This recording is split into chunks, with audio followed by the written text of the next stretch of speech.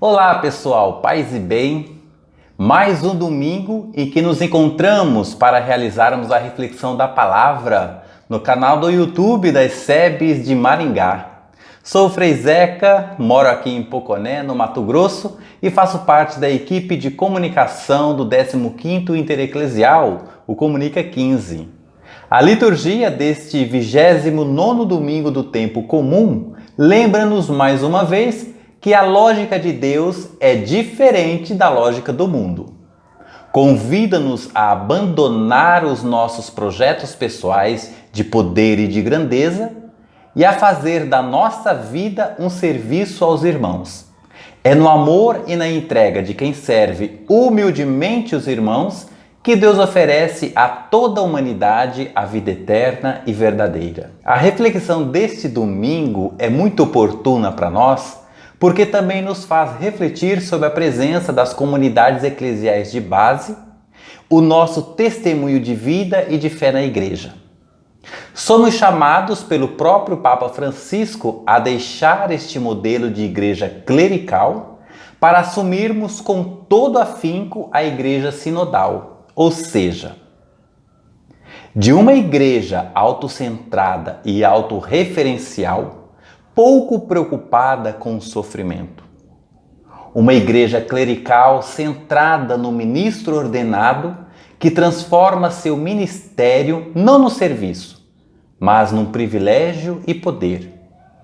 Realidade também presente em muitos leigos e leigas que fazem do seu exercício de poder uma dominação.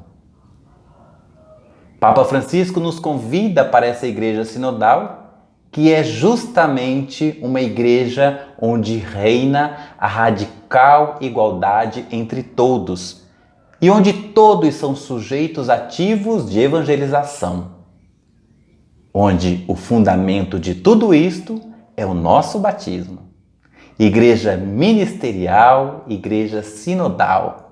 Que possamos, nessa reflexão desse 29º domingo, abrir o nosso coração para essa proposta trazida pela ação do Espírito Santo no Concílio Vaticano II.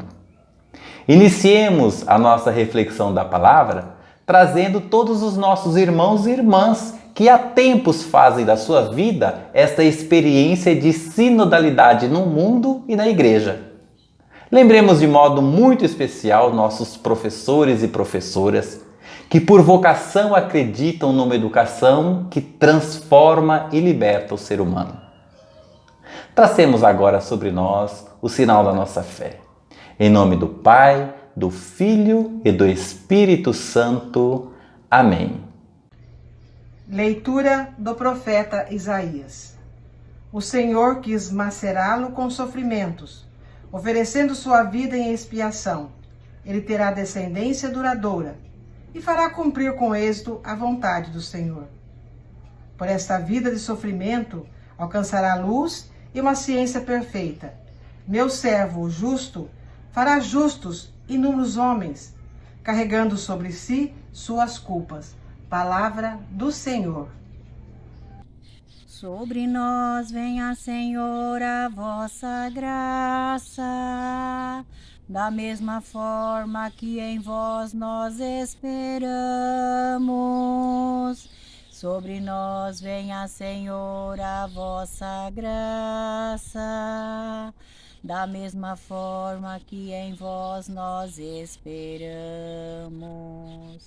Pois reta é a palavra do Senhor, e tudo que Ele faz merece fé.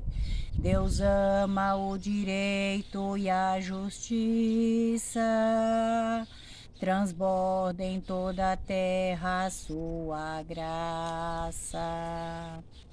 Mas o Senhor pousa o olhar sobre os que o temem e confiam esperando em seu amor, para da morte libertar as suas vidas e alimentar de quando é no tempo de penúria. No Senhor nós esperamos confiantes, porque é Ele nosso auxílio e proteção.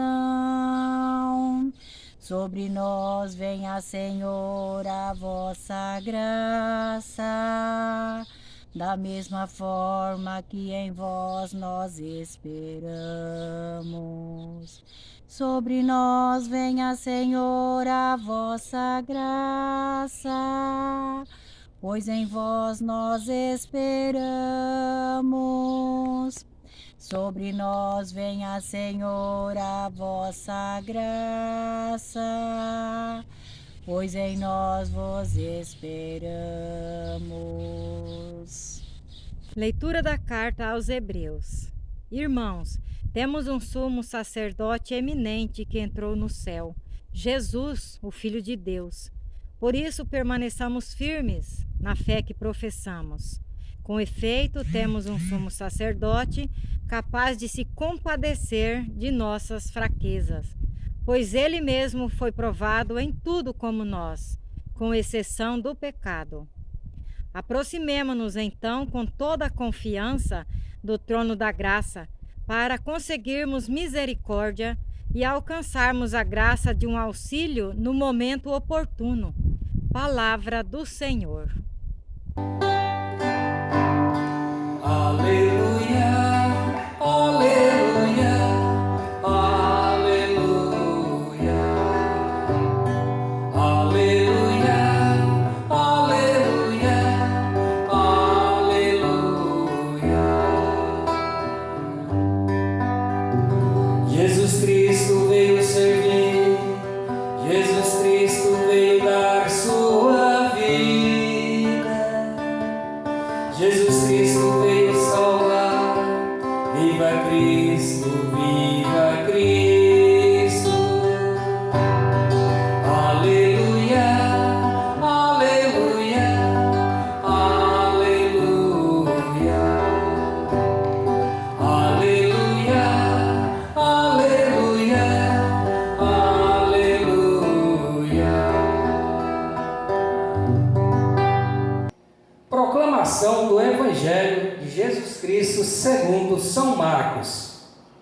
Naquele tempo, Tiago e João, filhos de Zebedeu, foram a Jesus e lhe disseram: Mestre, queremos que faças por nós o que vamos pedir. Eles perguntou: O que quereis que eu vos faça? Eles responderam: Deixa-nos sentar um à tua direita e o outro à tua esquerda, quando estiveres na tua glória. Jesus então lhes disse: Vós não sabeis o que pedis. Por acaso podeis beber o cálice que eu vou beber? Podeis ser batizado com o batismo com que vou ser batizado? Eles responderam: Podemos. E ele lhes disse: Vós bebereis o cálice que eu devo beber, e sereis batizados com o batismo com que eu devo ser batizado. Mas não depende de mim conceder o lugar à minha direita ou à minha esquerda. É para que aqueles a quem foi reservado. Quando os outros 10 discípulos ouviram isto, indignaram-se com Tiago e João. Jesus os chamou e disse: Vós sabeis que os chefes das nações os oprimem e os grandes as tiranizam. Mas entre vós não deve ser assim. Quem quiser ser grande, seja vosso servo, e quem quiser ser o primeiro, seja escravo de todos. Porque o Filho do Homem não veio para ser servido, mas para servir e dar a sua vida como resgate para muitos. Palavra da salvação. Vamos agora fazer então uma reflexão, aliás, uma breve reflexão sobre as leituras que nós acabamos de ouvir, preparar o nosso caminho, a nossa vida, para que essa leitura se torne para nós a razão da nossa existência, fazer a vontade de Deus, assumida então pelo nosso batismo. Vejam, essa primeira leitura que foi tirada do profeta Isaías, o capítulo 53, apresenta-nos a figura do servo de Deus, insignificante e desprezado pelos homens, mas através do qual se revela a vida e a salvação de Deus. Lembra-nos que uma vida vivida na simplicidade, na humildade, no sacrifício, na entrega e no dom de si mesmo não é, aos olhos de Deus, uma vida maldita, perdida, fracassada, mas é uma vida fecunda e plenamente realizada, que trará libertação e esperança ao mundo e aos homens. Já na segunda leitura, o autor da carta aos Hebreus fala-nos de um Deus que ama o homem com um amor sem limites e que por isso está disposto a assumir a fragilidade dos homens, a descer ao seu nível, a partilhar a sua condição.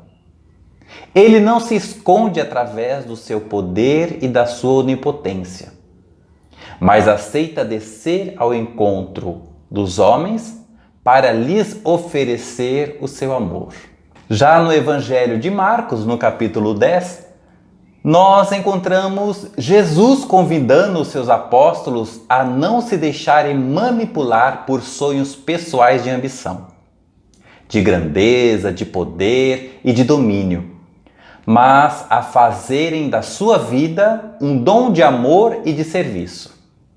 Chamados a seguir o Filho do Homem, que não veio para ser servido, mas para servir e dar a vida, os discípulos devem dar testemunhos de uma nova ordem e propor, com o seu exemplo, um mundo livre do poder que escraviza.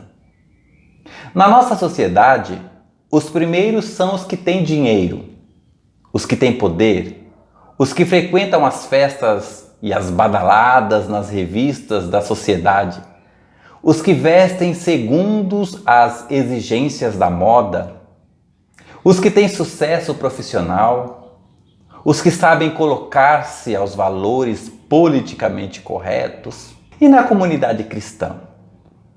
E nas nossas comunidades eclesiais de base? Quem são os primeiros? As palavras de Jesus não deixam qualquer dúvida. Quem quiser ser o primeiro, será o último de todos e o servo de todos. Nas nossas comunidades, de modo muito especial nas comunidades eclesiais de base, a única grandeza é a grandeza de quem, com humildade e simplicidade, faz da própria vida um serviço aos irmãos. Na comunidade cristã, não há donos, nem grupos privilegiados, nem pessoas mais importantes do que as outras, nem distinções baseadas no dinheiro, na beleza, na cultura, na posição social. Na comunidade cristã, há irmãos iguais, a quem a comunidade confia serviços diversos em vista do bem de todos. Aquilo que nos deve mover é a vontade de servir, de partilhar com os irmãos os dons que Deus nos concedeu. Veja, a liturgia toda hoje, com essas leituras, as nossas reflexões que são realizadas em nossas comunidades neste 29º domingo, nos traz essa grande profundidade de assumir a nossa vocação cristã como sendo aquele que serve, não como aquele que busca diante da comunidade exercer o poder, mas um poder que domina. Jesus praticamente quebra toda a lógica da sociedade, do pensamento hegemônico, podemos colocar assim, para que se possamos viver como irmãos e colocar os nossos dons a serviço. E aí a gente reflete na nossa caminhada e na nossa vida quais foram os momentos ou em que momentos nós experimentamos, mesmo dentro das comunidades eclesiais de base, um lugar de dominação e não de partilha de saberes, não de partilha de vida, não comunidade comprometida com o sofrimento do outro. É um momento muito importante para nós, neste domingo, para que possamos assumir firmemente a nossa convicção, assumida pelo batismo, de que nós estamos para assumir a nossa missão pelo batismo e levar esse testemunho do reino de Deus na nossa sociedade. A atitude de serviço que Jesus pede aos seus discípulos deve manifestar-se de forma muito especial no acolhimento dos pobres, dos doentes, dos humildes, dos marginalizados, dos sem direitos, daqueles que não nos trazem o reconhecimento público, daqueles que não podem retribuir-nos. E aí a grande pergunta é, a partir do apelo que o próprio Papa Francisco está nos fazendo com essa igreja em saída ao encontro daquele que sofre, dos marginalizados, dos que estão nas periferias, seremos capazes de acolher e de amar os que levam uma vida pouco exemplar? Os marginalizados, os estrangeiros, os doentes, os idosos, os difíceis de lidar, os que ninguém quer e ninguém ama? Possamos nós, na nossa caminhada de fé, junto com as comunidades eclesiais de base, ser esse lugar de acolhida, esse lugar onde o próprio Papa Francisco fala, cura as feridas daqueles que estão doentes na nossa sociedade. Sejamos nós, as comunidades eclesiais de base, o lugar onde a própria existência desse chamado, dessa igreja sinodal possa acontecer. Que possamos abraçar os nossos irmãos e irmãs, colocar a nossa igreja em saída para as periferias e para os lugares que mais há sofrimento, para que a gente possa testemunhar esse nosso Cristo, que não almeja poder, que não almeja lugar de destaque, mas sim o colocar-se a serviço dos irmãos e das irmãs. Vamos agora então fazer as nossas preces, elevar os nossos pedidos, para que Deus atenda no nosso caminhar e na nossa vida as nossas necessidades. Abençoai, Senhor, todos os missionários e missionárias. A exemplo de Maria, estejamos sempre dispostos a participar na vida da comunidade. Dando nosso testemunho, rezemos.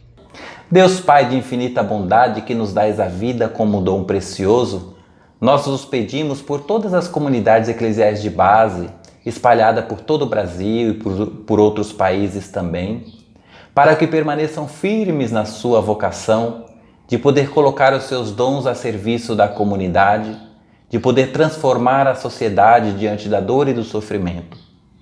Nós os pedimos, Senhor nosso Deus, para que nós possamos testemunhar sempre mais essa igreja presente diante da dor dos irmãos. Nós os pedimos que possamos trazer um modelo de igreja sinodal para ser o alicerce da nossa caminhada de comunidade. Nós estamos no mês missionário, mês de outubro, que possamos redescobrir nosso entusiasmo inicial e revitalizar o nosso compromisso de cristão, de apostar numa fé mais coerente, mais madura, empenhada para irmos ao encontro dos nossos irmãos e irmãs marginalizados e sofredores, oferecendo nosso trabalho, nosso amor e nosso carinho. Rezemos ao Senhor. Convido vocês então para fazermos uma oração encerrando essas nossas preces, que se chama Oração de São Francisco diante do Crucifixo de São Damião. É um momento muito importante porque diante da missão que Francisco recebeu de restaurar a igreja que estava em ruínas, ele pede diante do crucifixo as virtudes teologais, que nós possamos também agora na nossa caminhada de fé, pedir a Deus que nos ilumine com a fé, a esperança e a caridade para poder dar continuidade ao seu projeto aqui na terra. Ó glorioso Deus Altíssimo, iluminai as trevas do meu coração, dai-me uma fé verdadeira, uma esperança firme e um amor perfeito, um reto sentir e conhecer, a fim de que eu possa cumprir o sagrado encargo que me dais a todo momento. Amém. Chegamos então ao final da nossa reflexão, mais um domingo que nós nos colocamos na presença de vocês, e espero que vocês tenham uma semana maravilhosa, que vocês possam realizar todos os projetos, todos os sonhos, que Deus abençoe cada um de vocês na caminhada, permaneçamos firmes na nossa fidelidade ao projeto de Deus. O Senhor nos abençoe e nos guarde, o Senhor nos mostre a sua face e se compadeça de nós. O Senhor volva para nós o seu olhar e nos dê a sua paz. Em nome do Pai, do Filho e do Espírito Santo. Amém. Ótima semana a todos e a todas. Numa folha qualquer eu desenho um mundo mais belo. E se sou professor, este mundo pro aluno eu revelo. Com um lápis na mão eu escrevo uma linda história. E acredito no ser que vai em busca da sua vitória. Se um pinguinho de sonho cai no coração de um menino, num instante imagino uma linda poesia soar aqui. E cantando doces palavras que nascerão no coração, transbordando esse sentimento que se ouve nessa canção. Como uma aquarela, cores lindas, belas, é tão bonito sorrir e sonhar. Entre as folhas de um caderno, uma história para contar, tudo em volta vem surgindo, quantas vidas eu vi passar, basta imaginar ele partindo, confiante, lindo. Se ele quiser, ele vai brilhar. Numa folha qualquer eu desenho um mundo mais belo. Ele vai brilhar. Se sou professor, este mundo